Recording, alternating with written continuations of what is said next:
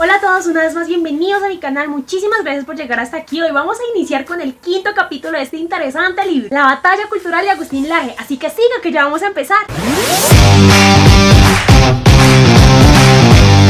Las imágenes ya constituyen un elemento crucial en cualquier cultura, pero no en todas las culturas la imagen ha procurado colonizar lo real e incluso superarlo. Por eso, el mundo de la imagen prácticamente constituye la sociedad posmoderna. Entonces, en nuestra sociedad posmoderna, toda realidad que aún no haya sido traspasada al terreno de la imagen, ya sea imagen fija o en movimiento, prácticamente se podría decir que no existe. Y bueno, todos sabemos que la imagen es apariencia, porque por ejemplo aquí tenemos la imagen de un hombre, sabemos que él no es un hombre real. Igual, aquí tenemos la imagen de una casa, pero sabemos que no es una casa real. La imagen no solo se apropia de su referente, sino que también lo edita, recorta sus imperfecciones, compensa sus faltas. Mejor dicho, la imagen se termina convirtiendo en un referente para la realidad. Es decir, hoy en día la realidad se tiene que adecuar a las imágenes y no al revés. Es que la imagen como elemento cultural nunca había sido tan importante como lo es ahora para el poder y la política, donde sabemos que política y cultura están mezcladas. Por lo mismo, entonces, la batalla cultural se vuelve permanente. Y es que, como lo dice Agustín, estamos en la imagocracia, es decir, en el gobierno de,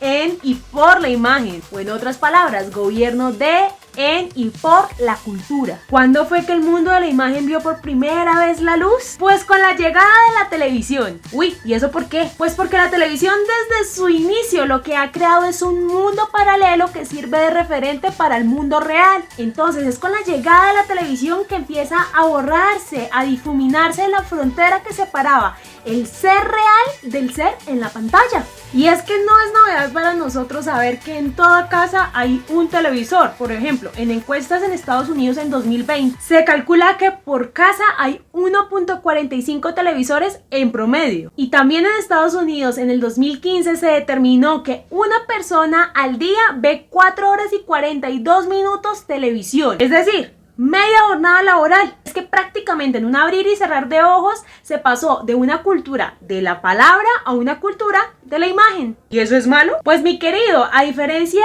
de leer un texto impreso, la actividad de sencillamente mirar una pantalla no produce ningún esfuerzo cognitivo de abstracción. Es decir, la capacidad que se desarrolla de pensar conceptualmente, sobre todo en el momento en que se está leyendo, se ha ido perdiendo. La televisión no está hecha tanto para pensar como para entretener. Y tampoco es un secreto que los niños que han sido expuestos a la televisión tienen menor desarrollo de vocabulario. Y al revés, que a mayor lectura tenían los niños un vocabulario mucho más enriquecido. Pero es innegable que en los tiempos de la televisión la lectura ha caído y lo seguirá haciendo. Y a la muestra un botón, este proyecto académico. ¿Por qué lo hacemos? Porque entendemos que es mucho más sencillo para la mayoría de personas tomarse el tiempo de ver un video para conocer el contenido de un libro que sentarse a leer el libro. Ahora, tener presente que la televisión no solamente derrotó al libro, sino que también derrotó a la radio. Uy, ¿y eso por qué? Pues porque para la lectura como para la radio es definitivamente necesaria la imaginación. Y la imaginación involucra de una forma activa al receptor. La televisión no. Por el contrario, la televisión nos da una representación de la realidad que sobrepasa por mucho a la realidad. Es que la televisión aparenta tener todo lo necesario, todo lo que se tiene que decir sobre algún tema, ni más ni menos. Y no sé si usted ha escuchado alguna vez a alguien decir, uy, eso es cierto porque salió en televisión. ¿Se da cuenta cómo damos por sentado todo si sale en televisión? Es como si fuera una autoridad intelectual. Uy, ¿y eso por qué? Pues mi querido, porque lo que vemos en televisión parece ser tan real que se nos olvida que lo que vemos en televisión lo estamos viendo desde la perspectiva, marco y punto de vista del que hizo el programa. Se nos olvida entonces que la televisión no es así natural y nos llega como las cosas son realmente, sino que vemos lo que nos quiere mostrar el libretista, el productor, el director, el que sea, menos la realidad. Y este es el efecto más poderoso de la televisión que nos menciona Agustín, el poder de disimular sus propios efectos de mediación. Es decir, que la gente piense que si sale en televisión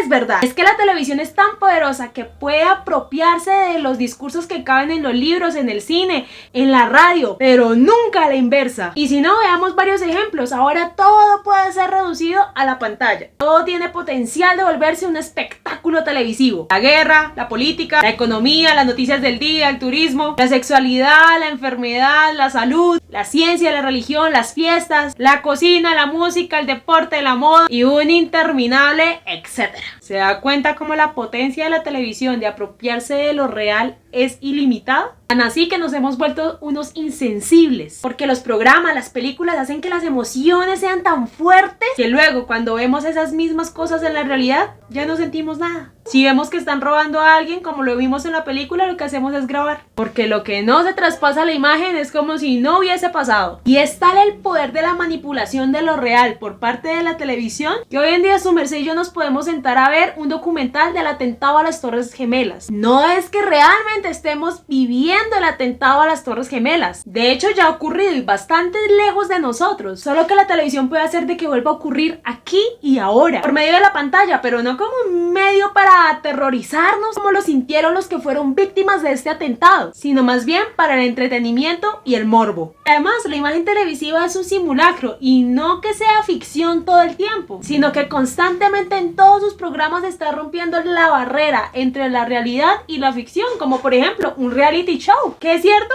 no lo sabemos, es un simulacro. Y los reality show no tienen que ocultar esa lógica básica, es un simulacro. Pero se nos olvida que esta misma lógica también atañe a los otros programas que presentan en la televisión y pensamos que lo otro sí es real, que la noticia que están dando es real, que tal presidente es malo porque la televisión lo dice, que tal presidente es bueno porque la televisión lo dice, que hay que encerrarnos en las casas porque la televisión lo dice, que hay una nueva enfermedad de la cual tenemos que cuidarnos todos porque la televisión lo dice, que supuestamente la mayoría opina algo cuando es puro cuento, pero porque la televisión lo dice, le creemos. Eso lo vemos todo el tiempo, minorías sobre representadas por la televisión y mayorías silenciadas por la televisión, porque por ejemplo, en una marcha pro vida, usted no ve los medios de comunicación haciendo la cobertura que hacen al pequeño grupito que enaltece la ideología pro aborto. Entonces sí, la televisión siempre es reality show. Y quien coordina ese show, quien tenga el poder sobre la imagen,